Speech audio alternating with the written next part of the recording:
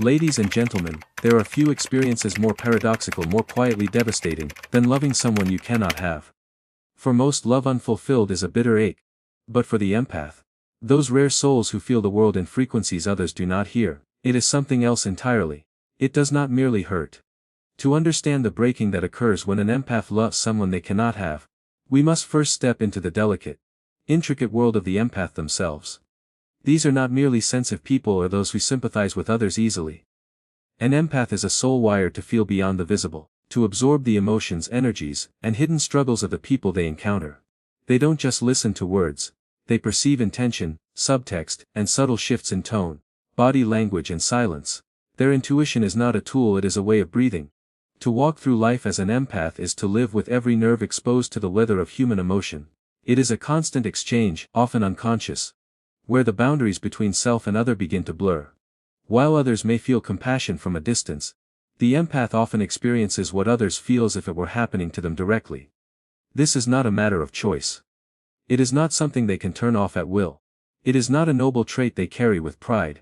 It is often a burden, something that shapes every relationship, every interaction, every room they walk into. In their deepest relationships, this sensitivity takes on a sacred quality. Love to the empath is not transactional. It is not measured in gestures or promises. It is immersion. When they love, they do so with a kind of purity that many are prepared to receive or return. They dissolve into the emotional and spiritual landscape of the other. Not in a way that erases them, but in a way that seeks union beyond the physical. This way of loving is often misunderstood. To some it may seem intense, too much, or even overwhelming, but to the empath, it is the only way to love honestly. It is not about clinging or control, it is about communion. It is the soul recognizing another and responding not with desire alone, but with devotion. The empath does not merely love your smile or your mind, they feel your pain in the marrow of their bones. They hold your sadness like it is their own. And because of this, their attachment runs deeper than romantic idealism. It is rooted in a kind of recognition, as if they have known this soul across lifetimes. So when the person they love is unreachable, when circumstances, timing, relationships, or emotional unavailability place that person just outside their grasp, the empath does not experience simple heartache. What they feel is a kind of psychic rupture, a tearing away of something that had already become a part of them. To others, unrequited love may sting. To the empath, it wounds the soul. It destabilizes the inner landscape, calling into question the safety of connection itself. Because they have poured so much of themselves into feeling the other, into witnessing and understanding them. The loss is not just the absence of love. It is the disintegration of something sacred they had buried silently inside themselves. The empath cannot simply walk away unaffected. They cannot numb themselves with distraction or logic. The feelings remain, vibrant, raw, echoing through their body and psyche like a song that won't stop playing. They may try to convince themselves to let go, but the bond was never just in their thoughts. It was encoded into their nervous system, embedded in dreams, felt in moments of silence and stillness. Letting go for the empath is not about detachment. It is an act of spiritual unthreading, often more painful than the original heartbreak itself. This is why when an empath loves someone they cannot have, it is not merely a romantic disappointment, it is a spiritual crisis. Their entire being must recalibrate. They must learn how to call their energy back from someone who never asked to be given that much of it in the first place. They must learn to rebuild the boundaries that love dissolved, to reclaim the pieces of themselves that were offered freely and felt fully. And yet, for all the breaking, something else quietly begins in the aftermath. Something that whispers of depth, transformation, and the resilience of the empathic soul. So, when an empath finds themselves in love with someone they cannot have, what takes place is not a fleeting disappointment, or a mild pang of longing, but a deep and persistent emotional unraveling that touches the most sacred parts of their being. For the empath, love is not casual, it is not curiosity or convenience. It is connection on a level so intimate that it transcends words, reason, and even time. It is a recognition of the other person's soul, not just their surface, and in that recognition, the empath invests emotionally in a way that cannot be measured by logic or rational choice. They do not merely want someone, they feel them, absorb them, dream them, carry their pain and joy in ways even that person may never fully realize. And so, when they love someone who is not available, whether emotionally, geographically, circumstantially, or due to timing, it sets off a kind of emotional implosion that reverberates through every layer of the self. They might never even speak these feelings aloud. Often, empaths love quietly, deeply, and invisibly, holding space for the other person in ways that go unnoticed. Their love is rarely about possession or outcome. It is about resonance. They sense the other's inner world, the silent battles they fight, the loneliness behind their smile, the longing buried beneath their strength. They begin to carry that with them, not because they choose to, but because their nervous system is wired to. The energy of the other person becomes like a frequency that lives within them, echoing through their body like a melody too familiar to ignore. And so the ache is not just for a romantic connection. It is for an emotional presence they already internalized as part of their own emotional universe. When the empath realizes that the love they feel cannot be returned in the way they hope, it does not end the connection. It creates a vacuum. That vacuum is not silent, it howls. It creates a psychic tension. Because the empath cannot simply withdraw their energy without emotional consequence. They may try to set boundaries, may try to distance themselves, may even convince themselves logically that it is for the best.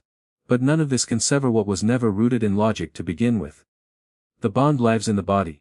It is remembered by the skin, felt in the chest, recalled in dreams, and embedded in the language of the heart. The suffering that comes from this kind of unattainable love is not merely about absence. It is about presence without closeness. The empath feels everything, sees everything, wants to give everything, and yet cannot bridge the space between them and the one they love. It is a form of quiet torment that is difficult to explain to others who have not lived with this intensity. Because even in the absence of romantic fulfillment, the empath continues to care. They continue to understand, they continue to feel long after others would have closed the door and moved on. The emotional cord remains, invisible but undeniable, tugging at them when they hear a certain song, read a familiar phrase, or remember a moment that passed like lightning but stayed like a scar. This unfulfilled connection can cause the empath to doubt themselves, to question whether they are too much, too sensitive, too open, too willing to love without reciprocation. They may retreat inward, shielding their heart not because they no longer wish to love, but because loving so deeply with nowhere for the love to land is like screaming into the wind. Powerful, raw, and unheard. And yet, despite this anguish, the empath often holds on, not out of stubbornness, but because they still feel the truth of the connection. Even when it cannot be named or claimed.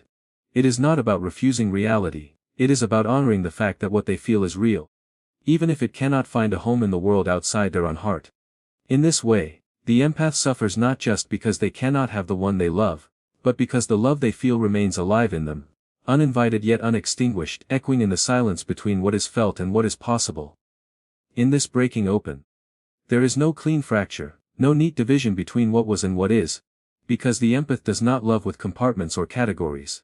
Their love is not stored in files labeled logic or strategy.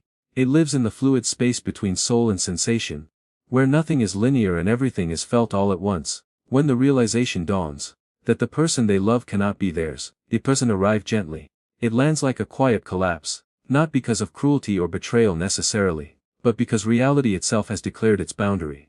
And yet, this boundary is not external alone, it is internal.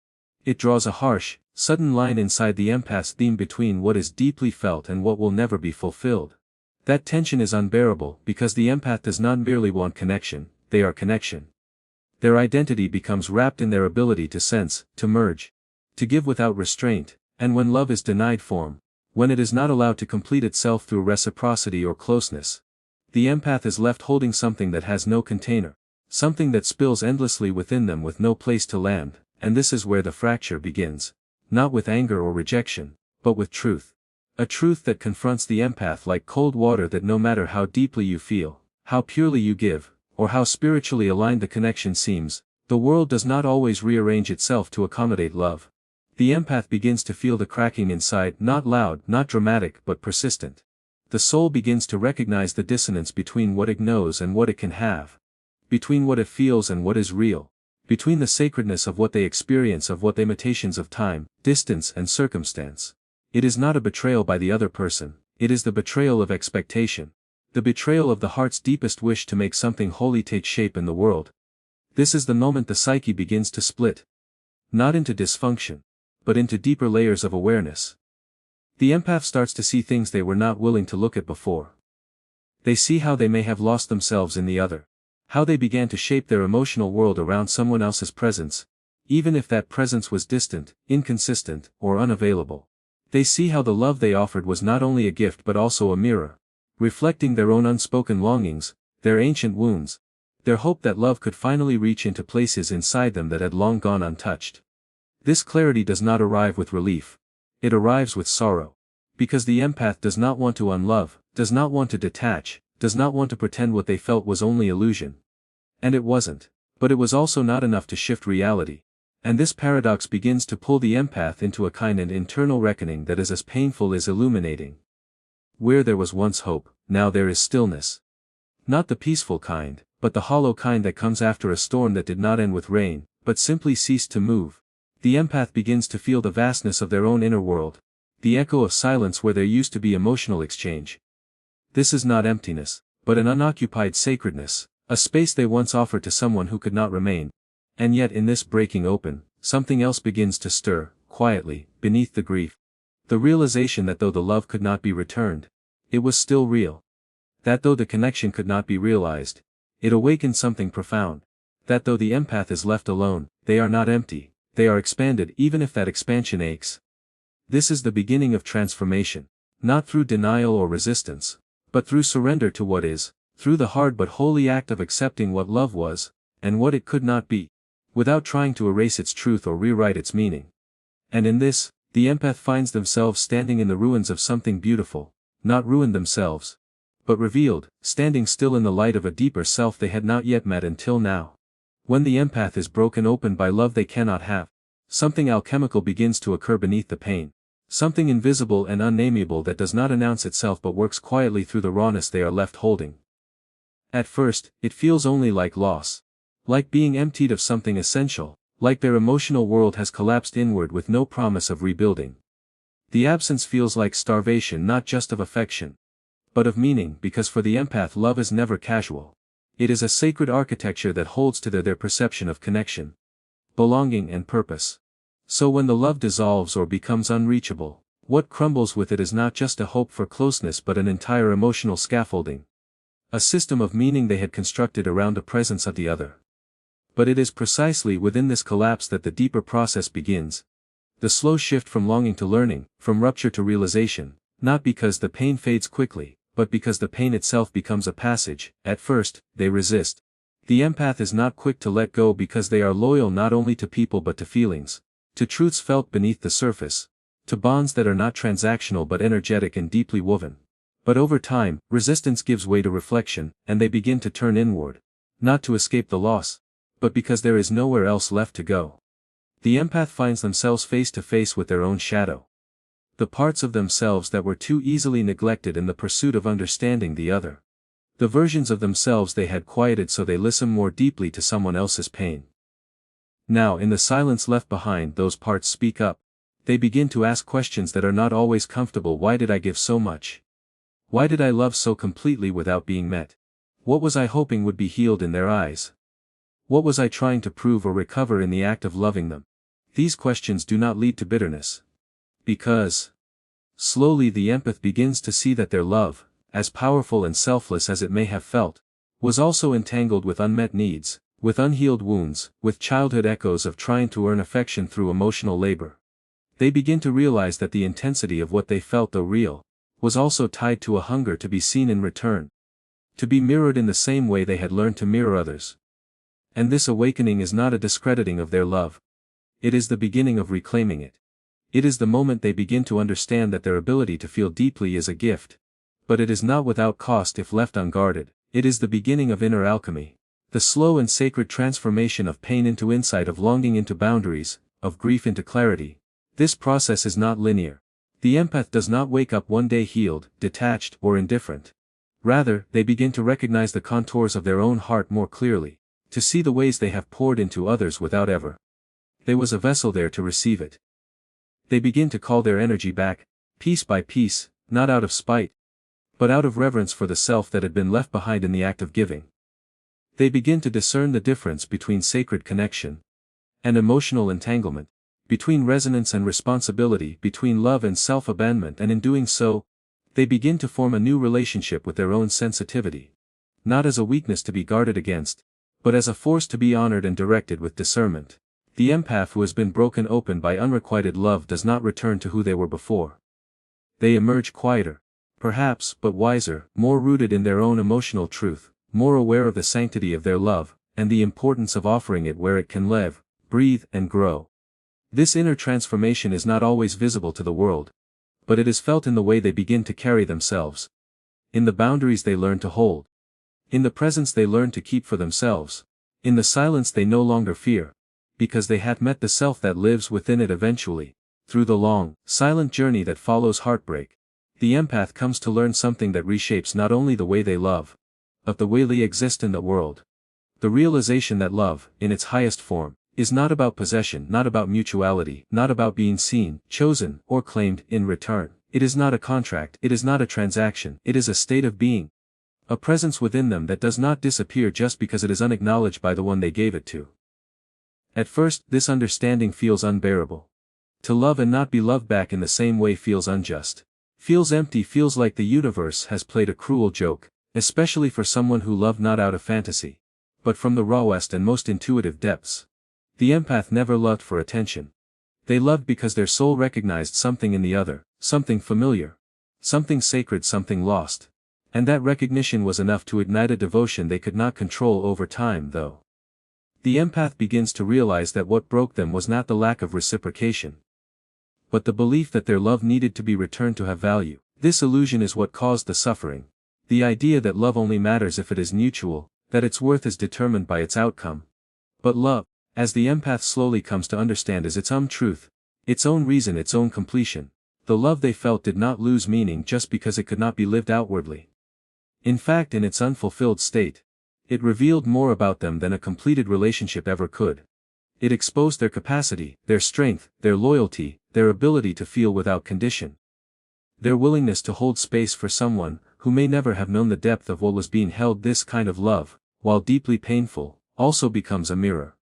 A mirror that reflects not only their longing but their wholeness.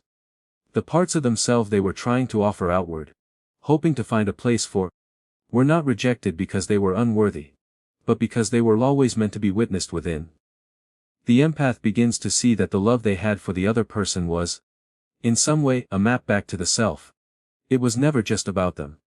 It was about what that connection activated, what it touched, what it woke up that had been dormant or hidden. And as that awareness deepens, the grief begins to change shape. It doesn't vanish, but it softens, it becomes quieter, less sharp, more like a memory that carries both sadness and beauty in equal measure. With that shift comes a new kind of love. A love no longer fixated on outcomes, no longer dependent on mutuality, no longer rooted in the need to be seen or understood. It becomes devotional. Not in a romantic or idealistic sense, but in the way a poet loves the moon, in the way the tide returns to the shore, in the way the heart beats without being asked. This kind of love needs no audience. It does not demand. It does not seek to convince. It simply is. It breathes quietly inside the empath like a living prayer, not because it hopes to change anything, but because it is an expression of the soul's nature of this space. The empath begins to find peace.